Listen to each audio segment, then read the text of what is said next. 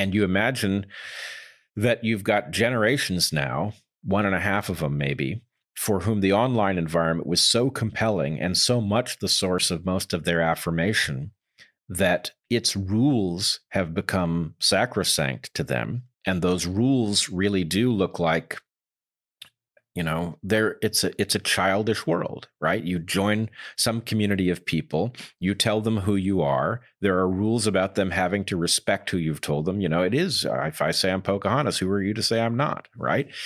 And that in some ways... Well, the answer to that question in the real world is, I'm someone you have to get along with in repeated interactions.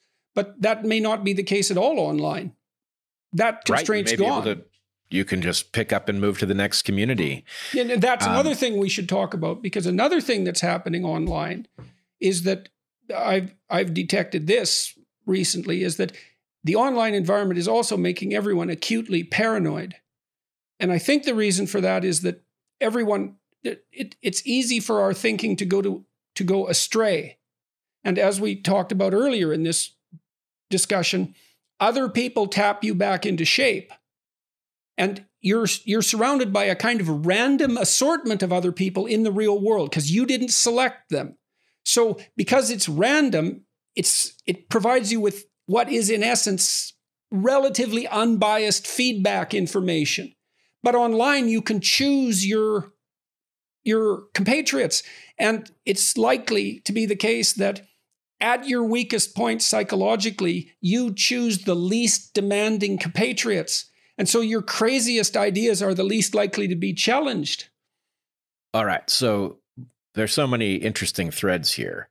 One of them, my guess is you and I will fall out in the same place here. But if you give me a choice between a community that believes everything I believe and one in which people believe very different things, I'm not going to choose the one in which people believe the things I believe, because for one thing, it's the end of growth and it's deathly boring. I want to object slightly. Okay. I've had, and you've had this experience too. I've had the experience of being in an environment where a very large number of people don't agree with me vociferously.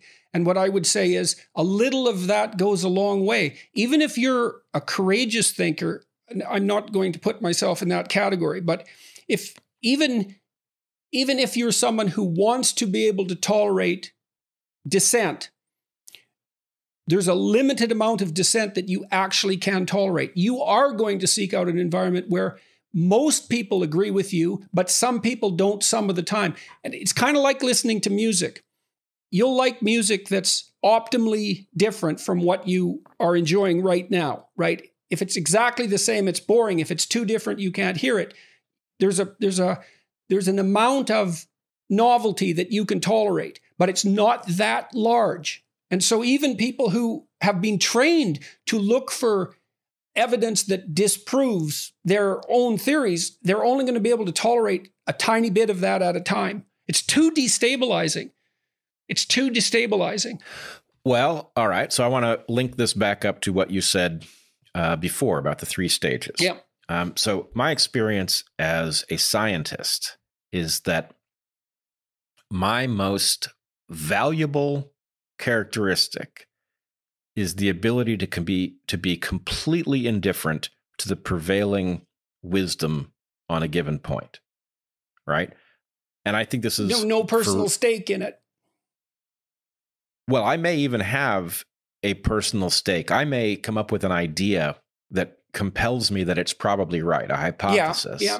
And I may advance it and have every single one of my peers say, that's garbage. And my sense is not one of, oh, crap, I've said something bad. My sense is, well, wouldn't that be delightful? If I'm as right as I think I am, then the fact that everybody else doesn't get this makes it even better, right? So my point is, that's not normal. I know that's not normal. And it's not normal for evolutionary reasons that are easy to understand. No, it takes a lot of training to accomplish that. Yes, or a developmental environment that rewards it. Right. Sure. If you have the right experience. But then again, you said yourself, again, at the beginning of this conversation, think about the preconditions for that is that in order to open yourself up to that sort of criticism, you have to be supported in all sorts of ways, and even so when I'm functioning as a scientist, I am trying to disprove my presuppositions. I'll test them. It's like something manifests itself in an experiment. Then I design 3 or 4 experiments to see if I can make that effect go away. And I do that because I don't want to propagate nonsense and I don't want to pursue nonsense in my own career. But in order to tolerate that, think about how we set up the system is you have to be a tenured professor to do science or have the equivalent position in a research lab. But your economic situation is stabilized. Your social status is stabilized. Like you're protected on 50 fronts. And then you can open the door and say, okay, let's have some novelty come my way. And that's assuming that you're at a point where you can tolerate any novelty at all.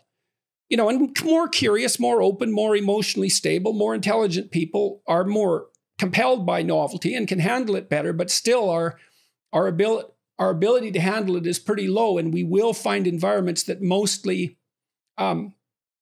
reflect back to us what we want, most comforting.